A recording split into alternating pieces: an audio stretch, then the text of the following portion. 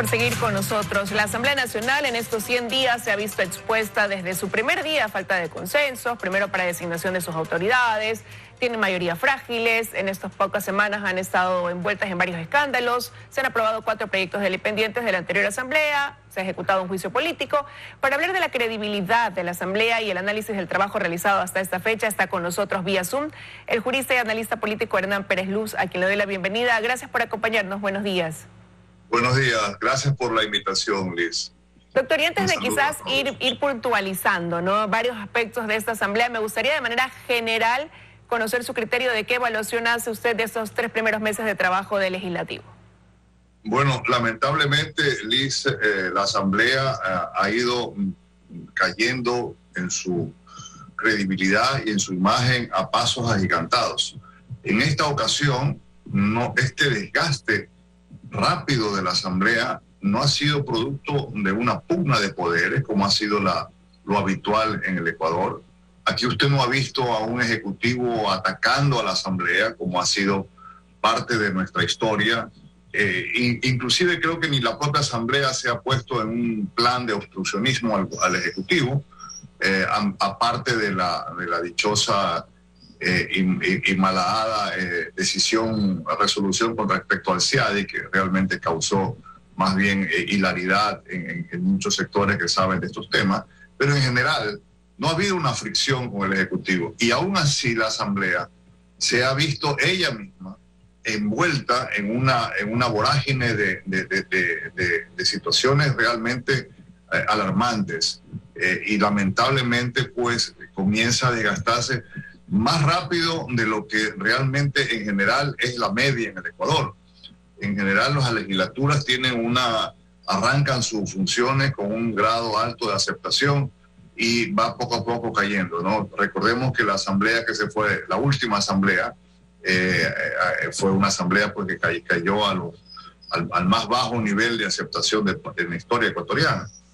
La asamblea actual, por algún motivo que podemos analizarlo más adelante, pero tiene un problema serio de socavar su imagen, a excepción hecha por la labor que vienen haciendo algunos legisladores en materia de fiscalización. Y aún así, en esa área ha dado muestra de falta de coherencia y falta de seriedad y de empeño en el tema de corrupción que tanto azota al Ecuador.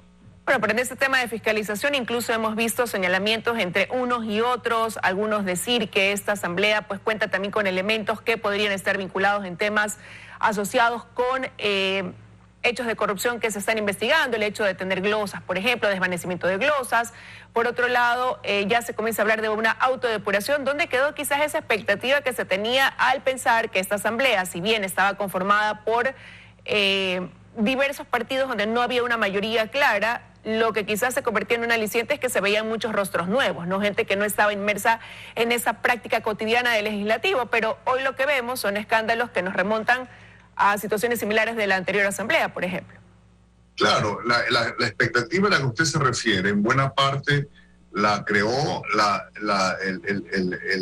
posesión de mando, la ceremonia, el acto que tuvo lugar en el Ecuador, ¿verdad? Fue un acto histórico, fue un acto muy bien llevado, hubo realmente ahí un renacer de esperanza de los ecuatorianos, ver tanto al presidente de la República como a la presidenta de la Asamblea en una actitud diferente a la que hemos tenido en el Ecuador, ¿no? Sin histrionismo, sin gritos, sin insultos.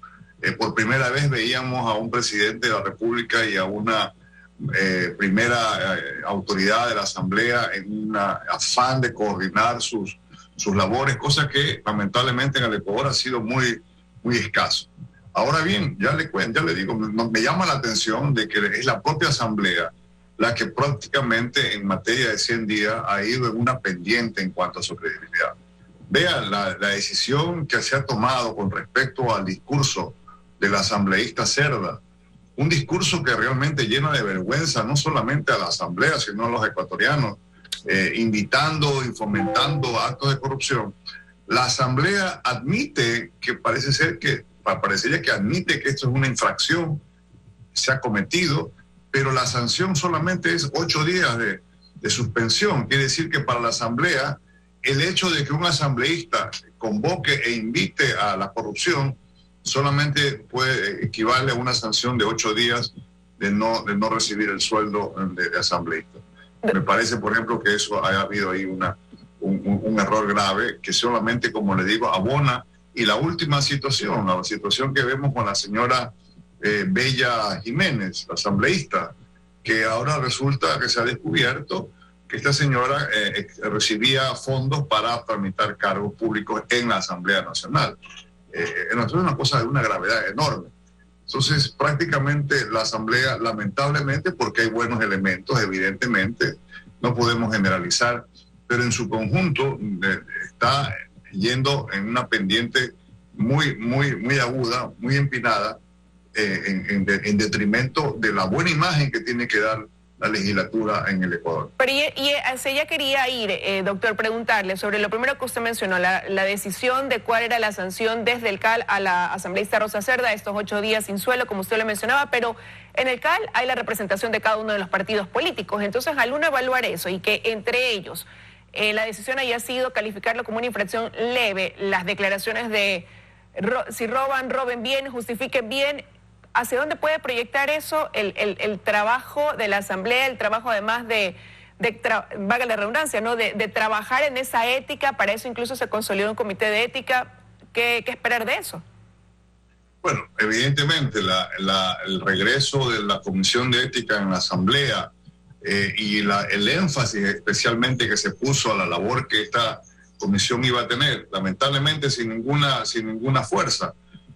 Porque lamentablemente en el Ecuador se ha tergiversado al CAL y se lo ha convertido prácticamente en un demiurgo de la legislatura. Ahí hay un error grave, hay una evidente inconstitucionalidad. El CAL no tiene que tener las funciones que hoy ejerce, prácticamente de una especie de mini congreso. Ha hecho que este caso, por ejemplo, la Asamblea admite que realmente hay una infracción, pero considera que esta invitación a la corrupción es algo leve y que no es algo grave y que por lo tanto solamente son 8 días. Bueno, esto va a llevar a que vaya creciendo este malestar en los ecuatorianos, esta decepción a los ecuatorianos con respecto a la calidad de los legisladores, a las decisiones que toman los partidos políticos de incluir o no, a quién incluir en sus listas. Ese es un problema muy serio que tenemos. Ahora, esperemos que en el aspecto legislativo, tenemos ahora el proyecto de ley de educación superior, veamos si la Asamblea puede realmente recuperar un poco su imagen, pero veo que lamentablemente estos actos de corrupción que son prácticamente generados por la propia Asamblea, por los propios asambleístas, están llevando a una situación de frustración nacional, Liz. Ahora, usted tocaba ya también el caso de la asambleísta Bella Jiménez, vicepresidenta de la Asamblea, y ahí se mencionaba el hecho de este reparto de cargos públicos a través de transferencia de dinero. Recuerdo las palabras de ella al haberse posesionado como segunda vicepresidenta, diciendo que se necesitaba un cambio, y ahora desde su partido incluso se habla de dar paso a una autodepuración. Llega el momento, después de estos 100 primeros días de su trabajo en el legislativo, de que ellos hagan un trabajo a la interna también, se convierte en el momento de hacer un alto y bueno, analizar, ¿no?, qué es lo que está pasando en ese sentido. ¿Valdría Yo creo que eso? sí. Yo creo que le haría mucho bien a la Asamblea esa decisión de mirarse hacia el espejo y ver realmente lo que está sucediendo. Vea, yo sé que no es fácil. Todo cuerpo legislativo en el mundo tiene serios problemas. El problema aquí en el Ecuador es la impunidad.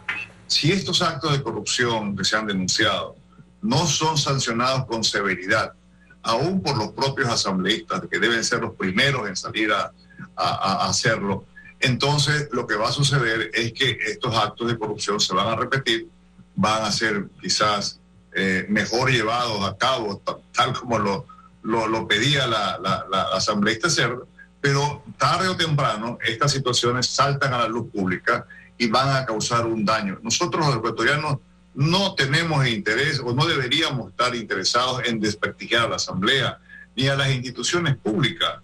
Las instituciones públicas deben gozar de prestigio y debemos colaborar y hacer lo posible para que estas instituciones recuperen y mantengan y no se desprestigien.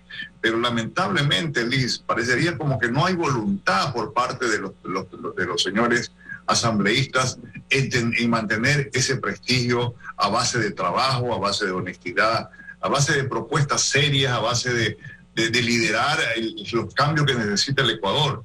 Mire, han pasado 14 años, hemos vivido prácticamente una dictadura, ¿verdad? Más de una década, en la cual uno de los problemas más serios que tiene el Ecuador es el enjambre legislativo que se creó, ¿verdad?, durante todo el correato. Y eso tiene que desmantelarse, porque ahí ha estado parte de los problemas que tiene el Ecuador, tanto en su desarrollo económico como en el tema de la corrupción. Pero parecería que la Asamblea no le da mucha importancia a este tema y debería realmente prestarle mucha atención a cómo desmantelar toda esa estructura legislativa que fomentó a un Estado ineficiente y a un Estado corrupto.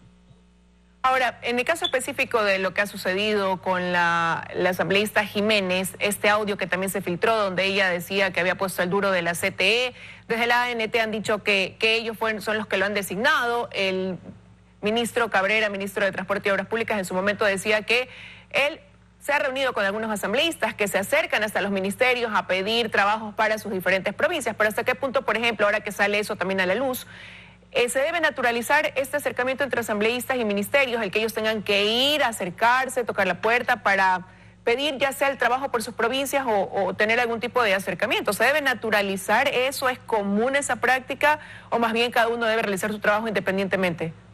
No, Liz, es muy común la práctica en todo el mundo. Que los asambleístas, llámense diputados, llámense senadores, tengan contacto con el Ejecutivo, propongan soluciones en sus provincias o en sus estados o en sus lugares donde son elegidos. Eso es natural, eso es normal, eso no debe ser mal visto. Sería extraño que en cualquier parte del mundo un legislador se desentienda de los problemas de su distrito y simplemente se dedique a legislar, por más que esa es una de sus funciones. Una de las funciones tiene que ver con esta suerte de conexión y de puente entre el distrito electoral o la provincia o el estado, como usted quiera llamarlo, y el Poder Ejecutivo. Eso es natural. Lo que ha sucedido en el Ecuador es el chantaje, es la componenda, es la compra y venta de cargos públicos a cambio del silencio de la legislatura con respecto a actos de corrupción del Ejecutivo. Ese es el problema, Liz, ese es el problema. Yo creo que en este caso la señora asambleísta se ha jactado, inclusive, como para crecer su poder, se ha jactado de ser ella la que ha designado a una persona que aparentemente no conoce y que había sido designada simplemente por el ministro por los años en los que él conocía a esta persona. Pero mire el punto al que se llega ahora a la corrupción, es decir, que inclusive se está tratando de dar la imagen de tener mucho poder, inventándose o creando situaciones que probablemente, no sé, la Fiscalía está investigando, pero de lo que se conoce no han tenido mucho sustento. Pero el hecho, veamos la otra cara, el hecho de haber pedido dinero para dar cargos en la legislatura es realmente lo más grave aquí en este caso, porque de eso aparentemente hay evidencias de tal magnitud que la propia bancada de la izquierda democrática ha tomado ya una decisión con respecto a ella, ¿no?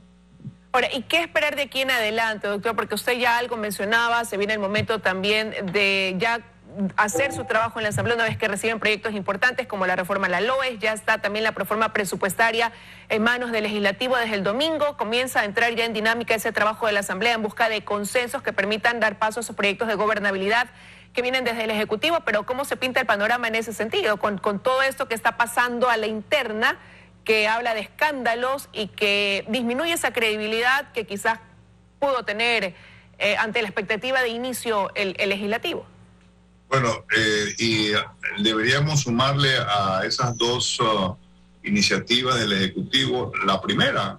Recuerde que el primer día de gobierno del presidente Lasso, el Ejecutivo envió a la Asamblea un proyecto nuevo de ley de comunicación. Y nos está debiendo ya ese proyecto con la necesidad que tenemos los ecuatorianos de erradicar ya definitivamente el último rastro de la dictadura correísta, que fue esa famosa ley de comunicación, que era la ley Mordaza. el Ejecutivo envió un nuevo proyecto que prácticamente daba un giro de 180 grados, pues incorporaba como ley interna del Ecuador nada menos que los estándares internacionales aprobados por la Comisión Interamericana de Derechos Humanos, algo que no se ha visto en América Latina, que un Estado miembro de la OEA admita en su legislación interna estándares aprobados a nivel internacional. Pero bueno, ese es otro proyecto de ley que está ahí, que lamentablemente no vemos que avanza con la importancia que tiene. Y como usted bien dice, hay otras iniciativas que ha presentado el Ejecutivo, una de la educación superior y la otra la de la plataforma presupuestaria. Yo creo que vamos a estar atentos los ecuatorianos de cuál va a ser la actitud de la legislatura. Va a tomar una actitud razonable y racional y también racional sobre cómo manejar estas dos iniciativas, estas tres cuerpos legislativos, estas tres iniciativas y darnos a los ecuatorianos finalmente una nueva ley de comunicación, una proforma presupuestaria que no sea simplemente entre en vigencia por el Ministerio de la Ley, sino que haya sido producto de la natural negociación que tiene que haber de todos los cuerpos, de todos los movimientos y partidos políticos en la Asamblea. Retos y desafíos que tiene por delante esta Asamblea hoy, inmersa también en hechos que las ponen a prueba ante esa necesidad también de autodepuración, de evaluar qué está sucediendo casa adentro. Quiero agradecerle, doctor, que nos haya acompañado esta mañana aquí en los desayunos de 24 horas con ese importante análisis. Gracias, muy amable, Liz. Hasta luego. Que tenga un buen día. Hasta aquí llegamos con las entrevistas en los desayunos de 24 horas. Vamos a la pausa. Al regresar, las noticias de la comunidad. Sigan en sintonía de Teleamazonas. Que tengan un excelente martes.